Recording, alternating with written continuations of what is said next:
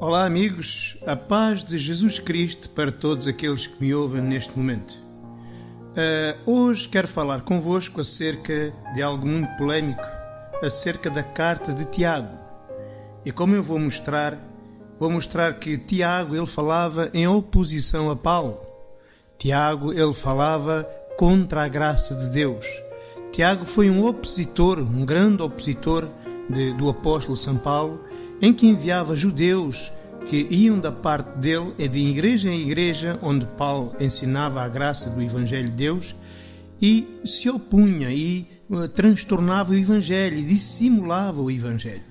Mas, melhor do que as minhas palavras, vamos ver sobre as palavras de Jesus. Por exemplo, nós encontramos esta oposição no livro dos Gálatas, em que Paulo fala dela, e fala o seguinte a partir do capítulo 2, verso 11. Diz assim: E chegando Pedro a Antioquia, lhe resisti na cara porque era repreensível, porque antes que alguns tivessem chegado da parte de Tiago, ele comia com os gentios, mas depois que se chegaram, foi-se retirando e se afastou deles, temendo aqueles que eram da circuncisão. E os outros judeus também dissimulavam com ele, de maneira que até Barnabé se deixou levar pela sua dissimulação. Mas quando vi que não andavam bem diretamente conforme a verdade do Evangelho, disse a Pedro na presença de todos: Sendo tu judeu, vives como os gentios e não como judeu, porque obrigas os gentios a viver como os judeus. Porque nós somos judeus por natureza e não pecadores dentre os gentios, sabendo que o homem não é justificado pelas obras da lei, mas sim pela fé em Jesus Cristo. Temos também crido em Jesus para sermos justificados pela fé em Cristo e não pelas obras da lei, porque pelas obras da lei nenhuma carne será justificado.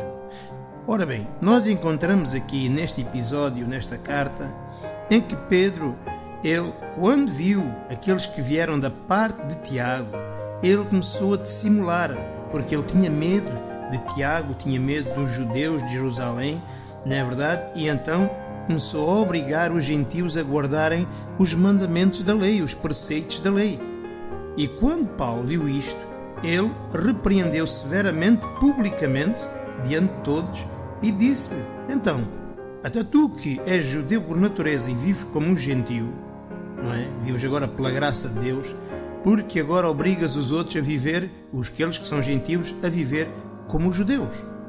Ora, isto aconteceu, lá está, por causa daqueles que vieram da parte de Tiago, que até diz a Bíblia que os outros judeus, por causa disto, também dissimulavam com Pedro, e até o próprio Barnabé.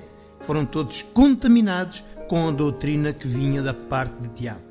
Então, estamos a ver aqui a oposição de Tiago contra Paulo, não é?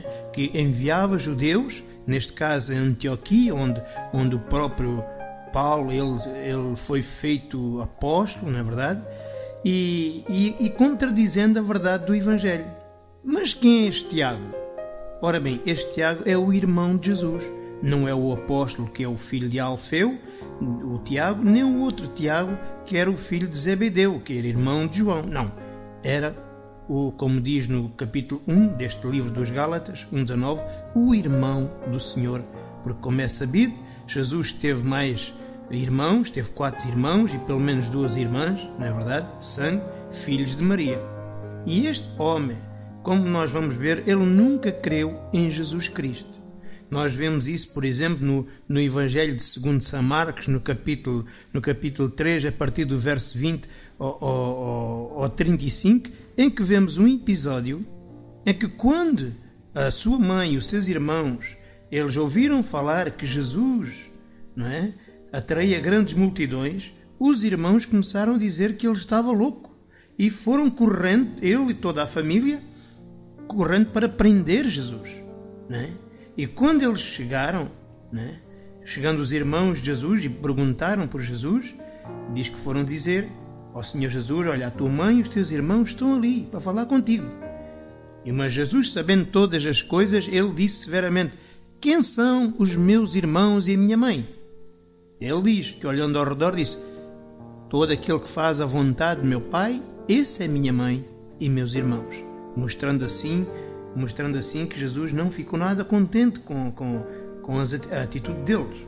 Outra vez, nós também, para provar isso, que os irmãos não criam em Jesus, vemos isso em João, no capítulo 7, do verso 1 até o verso 5, em que Jesus era perseguido na Judeia, e então ele foi para a sua terra, mas os irmãos deles diziam: tu que queres ser conhecido, vai ter com os teus discípulos, vai para a Judeia, porque ninguém pode ser famoso se não se mostrar ao mundo. Se tu realmente queres ser famoso, se realmente tu és quem dizes ser, então vai ao mundo, mostra-te ao mundo, vai ter com os teus discípulos, mostrando assim que eles não se consideravam discípulos de Jesus.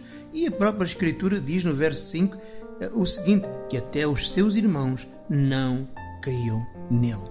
Então vemos aqui que os irmãos de Jesus segundo a carne não acreditavam nele. E ainda que alguns se convertessem depois da sua ressurreição, este continuava a persegui-lo, não agora diretamente porque ele já tinha morrido, não é? Mas perseguia Jesus Cristo, perseguindo a igreja, perseguindo Paulo, não é? Com os seus erros, com a sua dissimulação. O apóstolo São Paulo está dizendo aqui que o Evangelho de Tiago é o Evangelho da dissimulação, conforme vemos aqui no verso 13. Então é assim, este é o Evangelho da dissimulação. Mas deixemos então de demonstrar quem é a pessoa, que isso não interessa, o que importa é as suas palavras. E nós temos uma carta, a carta de Tiago, que está logo a seguir aos Hebreus, e é deste o irmão do Senhor. E é nesta carta que nós vemos os erros, porque isso é o que importa, é o que está escrito, em que esta carta tem muitos e muitos erros. É claro que eu não vou dizê-los todos, porque eles são há cerca de 30. Não vou expô-los todos, mas vou expor aqui 2 ou 3 de uma forma muito clara para os meus amigos verem então a gravidade do assunto e do que este homem fazia. Por exemplo, vamos ver no capítulo 2 de Santiago, não é? Na carta de Tiago, em que diz o seguinte, no capítulo 2, verso 14. Ele diz assim: meus irmãos, que aproveita se alguém disser que tem fé e não tiver obras. Porventura a fé pode salvá-lo?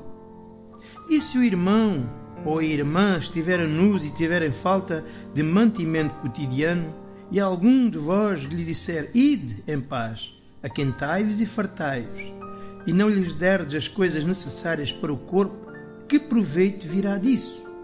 Assim também a fé, se não tiver obras, é morta em si mesmo. Então, o que é que o Tiago está ensinando? O Tiago está ensinando que a vida de Deus não está na fé. A vida de Deus está nas obras do homem. Porque ele diz que a fé sem as obras é morta. Oh, meu amigo, eu vou-vos dizer que isto é a mãe de todas as mentiras. Até a fé, que é um dom de Deus, o dom do Espírito da vida, é morto sem as minhas obras. Raciocinem comigo, pensem comigo. Onde é que está a vida? O justo vive pelas suas obras ou pela fé? Onde é que está a fonte da vida? É naquilo que você crê? Porque a fé baseia-se naquilo que Jesus faz. Agora, as obras do seu corpo são as suas próprias obras. O homem que está morto em pecados e em delito produz vida. O corpo que está morto pelo pecado produz vida. E ele está dizendo que a fé sem as obras está morta. Mais grave, ele diz no verso 14 que a fé sem as nossas obras não nos pode salvar. Ele diz assim: meus irmãos, que aproveita se alguém dizer que tem fé e não tiver obras, porventura a fé pode salvá-lo? Ele está a dizer que a fé não salva, que a fé só salva se eu fizer obras. Oh, meu Deus! Então, mas quais foram as obras do ladrão na cruz? Quais foram as obras do publicano? E se todos os judeus e todo o povo está debaixo de pecado, como é que as pessoas vão ser salvas? Ele está a dizer que todos os paralíticos, todos os paraplégicos e todas as pessoas que estão impedidas de fazer obras, vai tudo para o inferno, porque a fé sem obras é morta. Será assim? É evidente que não. É claro que não. Ele está a dizer, que as obras é que conta. Ele está a dizer de uma forma clara que ele é salvo pelas obras, pelas suas obras. Que o homem é salvo é somente pelas obras. Porquê?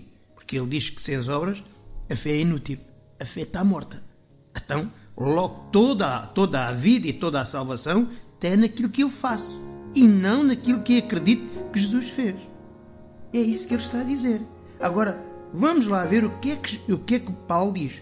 Paulo, em oposição, o Paulo mostra que a fé salva sem as obras.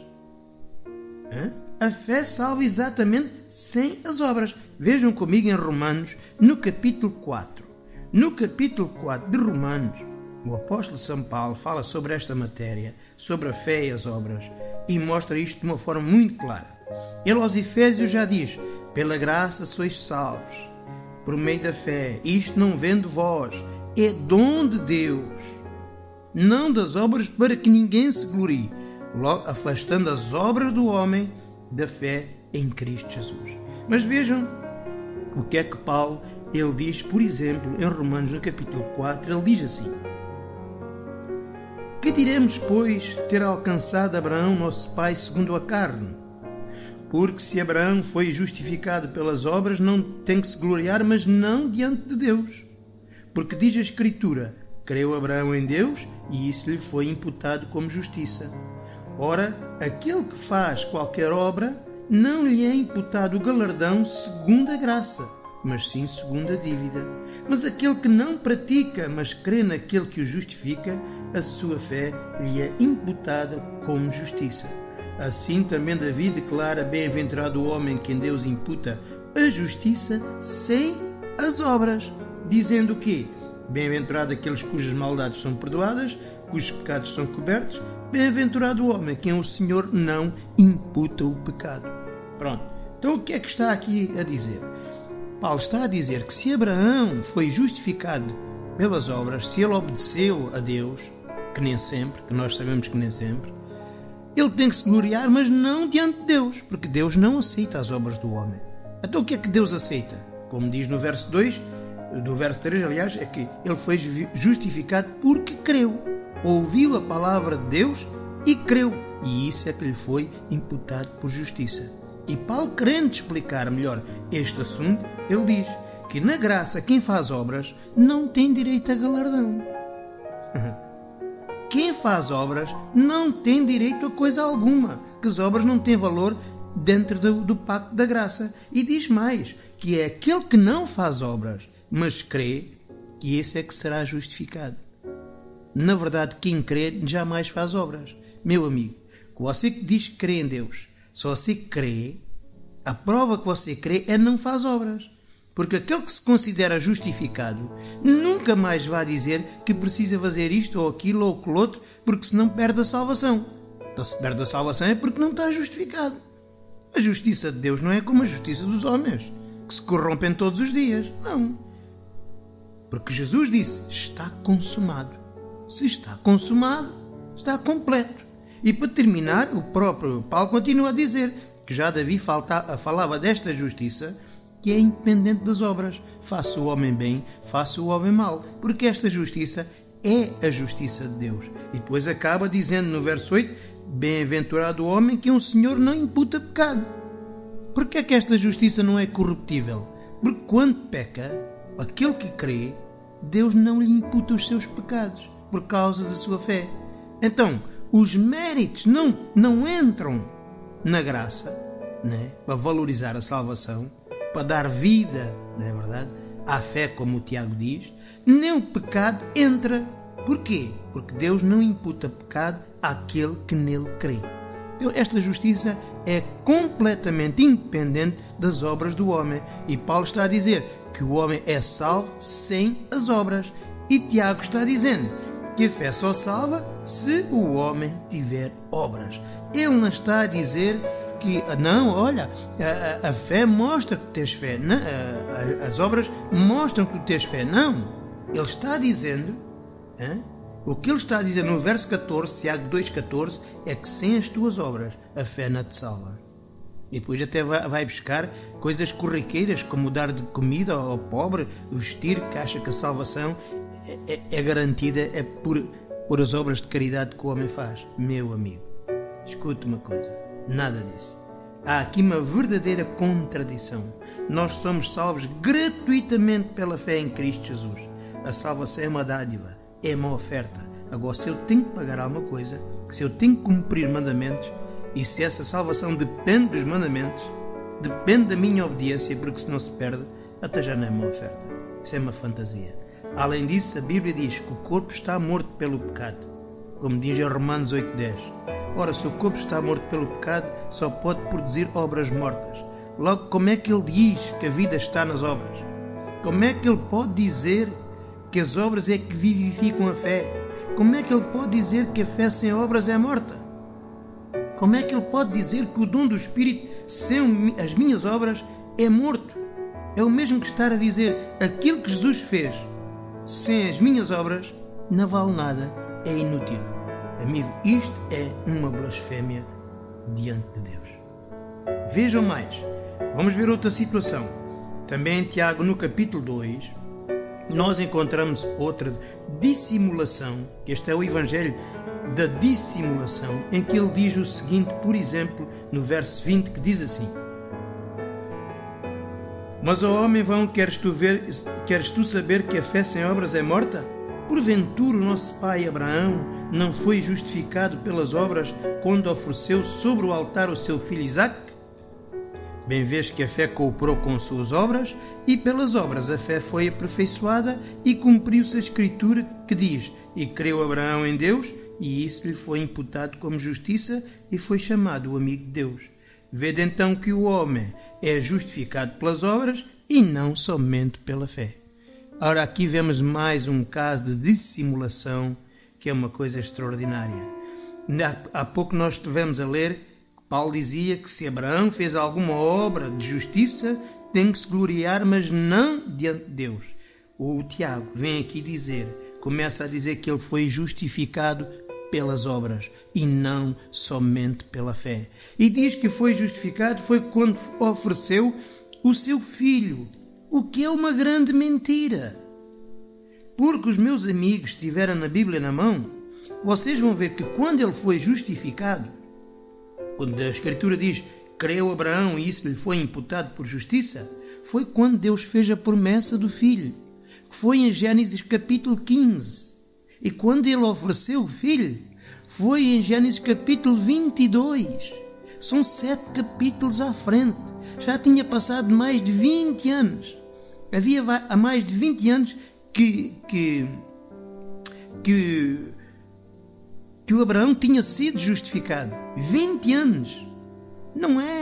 Não 15 dias, não são 20 dias, são 20 e tal anos pelo menos. Porque primeiro ainda nasceu o Ismael. O Ismael já tinha 13 anos quando apareceu a promessa, apareceram os anjos com a promessa para Sara gerar o Isaque. E já o Isaque era um moço grande. Foi com o pai ao monte de Moriá para ser ofertado em holocausto. O que passaram no mínimo 20 anos. E ele vem dizer que ele foi justificado. Foi quando ofereceu o filho. Que a Escritura se cumpriu, a justiça da fé se cumpriu quando ele ofereceu o filho em holocausto. Enquanto a Escritura, quer seja o Velho Testamento, quer seja o apóstolo Paulo, que é o nosso apóstolo, que é o único apóstolo dos gentios, aquele que recebeu o Evangelho diretamente de Deus, que foi ensinar os outros apóstolos, ele está dizendo que não. Se ele fez alguma coisa boa, diante de Deus isso não tem valor nenhum, porque no tempo da graça a obra não tem galardão. Não é levado em conta nem o mérito, nem a culpa. Porque a fé não se baseia sobre as obras do homem. A fé baseia-se sobre as obras de Deus. A fé baseia-se no que Jesus fez e não no que eu vou fazer, não no que eu faço. Então, mais uma vez, vemos aqui esta grande dissimulação. Está distorcendo a Escritura, manipulando a Escritura, dizendo que não, que ele só foi justificado quando ofereceu o seu filho Isaque quando na verdade a Escritura diz que ele foi justificado. E foi 20 anos atrás, quando ele ouviu a voz de Deus, a promessa do Filho, e creu. E diz a Bíblia que para Deus o imputou à sua fé a justiça de Deus. Isso lhe foi imputado com justiça. Ao ponto de dizer, ele começa a dizer: bem vês, a fé cooperou com suas obras e pelas obras a fé foi aperfeiçoada. Oh, meu amigo, então são as suas obras que aperfeiçoam o dom do Espírito? Então o dom do Espírito é imperfeito? As suas obras é que vão aperfeiçoar? É você que é perfeito, o Espírito Santo é imperfeito? De maneira nenhuma. E verso 24 diz: vede então que o homem é justificado pelas obras e não somente pela fé. Enquanto Paulo vem dizer no capítulo 4 de Romanos: não, a justiça de Deus é sem as obras, como nós lemos há pouco. Nós lemos aqui em Romanos 4, ele é perentório, porque vê-se que eles estão em guerra. Vê-se exatamente que Paulo está escrevendo contra o Tiago, contra as mentiras e as dissimulações do Tiago. Paulo escreve dizendo o seguinte, capítulo 4, vale a pena nós voltarmos outra vez a olhar a Escritura que diz. Ele diz assim: ora, aquele que faz qualquer obra não lhe é imputado galardão segundo a graça, mas segundo a dívida. É evidente, quando eu trabalho um mês inteiro, o meu patrão, quando me der o salário, aquilo não é uma oferta, é uma dívida porque eu trabalhei. Mas as coisas de Deus não. É que sem eu trabalhar, Ele me dá gratuitamente. Este é que é o tempo da graça. É isto que acontece da graça. Nós somos justificados e salvos de forma gratuita e para sempre.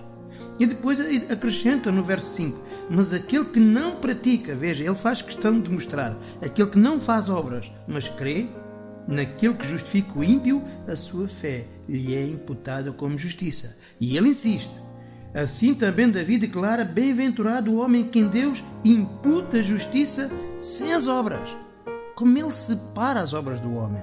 E ele diz: não, o homem é justificado pelas obras e pela fé. Seja Deus verdadeiro e todo o homem mentiroso. É isto que importa. Isto é uma dissimulação. E vejam, o apóstolo São Paulo, ele estava sempre exaltando era a fé, porque a fé baseia-se no dom de Deus, na dádiva de Deus, no que Jesus fez. Enquanto as obras do homem são as supostas virtudes do homem. Não é? É as supostas virtudes do homem. É uma coisa incrível. Para terminar aqui sobre este, para contradizer, vemos também em Gálatas, Paulo falando acerca do Tiago, ele diz o seguinte no capítulo 2, no verso 17, diz o seguinte, vejam só, toda a carta de Gálatas é escrita exatamente por causa de Tiago, que o Tiago, como contaminou muitas igrejas com as obras, né, que se fazia do judaísmo, ele ensinava a lei, a circuncisão e todas essas coisas, né? Assim veio contaminar também a Galácia. E ele, muito irritado, ele começa este evangelho dizendo: se alguém vos ensinar outro evangelho além daquele que já vos anunciei, que é da graça de Cristo, seja maldito. Ele está dizendo tudo o que é fora da oferta de Deus é maldição. Que é isso que o Tiago fazia, que é isso que o Tiago ensinava e dissimulava, né, de tal maneira que até o Barnabé, o braço direito de Paulo, não é, foi enganado pela sua dissimulação.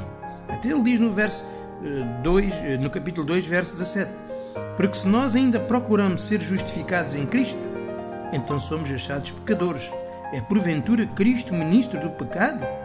De maneira nenhuma. Ele está dizendo, se a pessoa não se considera justificado, aqueles que não creem em Cristo Jesus, que não se consideram justificados, esses é que fazem obras. Eles dizem, tem que fazer isto para ser salvo, tem que fazer isto para ser abençoado. Isso são aqueles que não se consideram justificados pela fé no que Jesus fez. E Jesus, ele ministra sobre os pecadores? Claro que não. Se você não crer em Jesus Cristo para ser justificado, Deus nunca vai ouvir, porque Deus só responde aos santos, santos pela fé. Isso já acontecia da lei. Na lei também ninguém podia ir a Deus no estado de pecador, e por isso tinha que se purificar, por isso tinha que ser espargido sangue sobre ele, por isso tinha que se santificar com aqueles preceitos da lei, para então Deus o poder abençoar.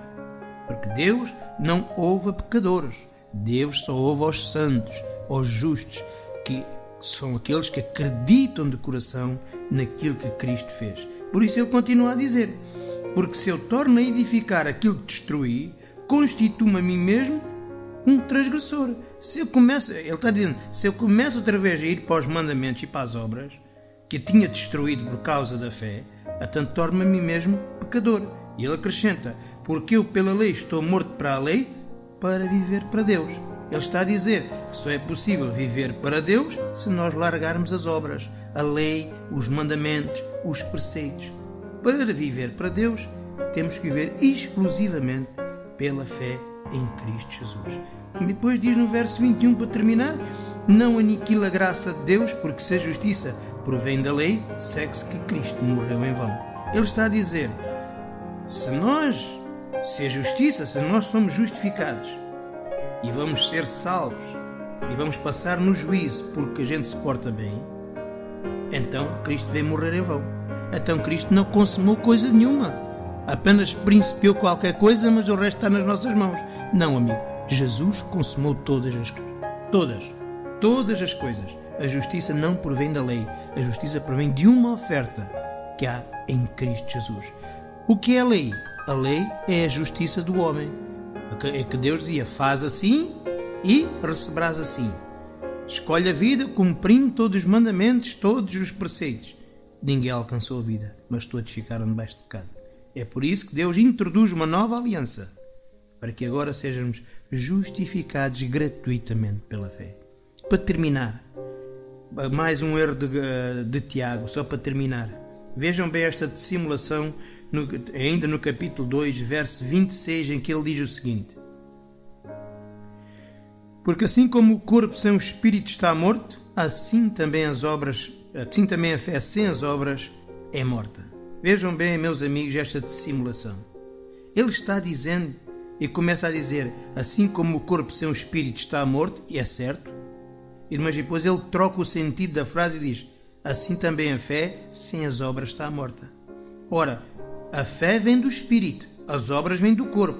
E ele começa a frase com o corpo e o espírito, e depois troca, depois põe o espírito e o corpo. Como?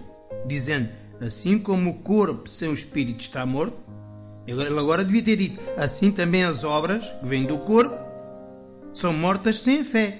E era certo, mas não, ele faz o contrário. Ele começa bem dizendo, porque assim como o corpo sem o espírito está morto, ele distorce e começa agora pela fé.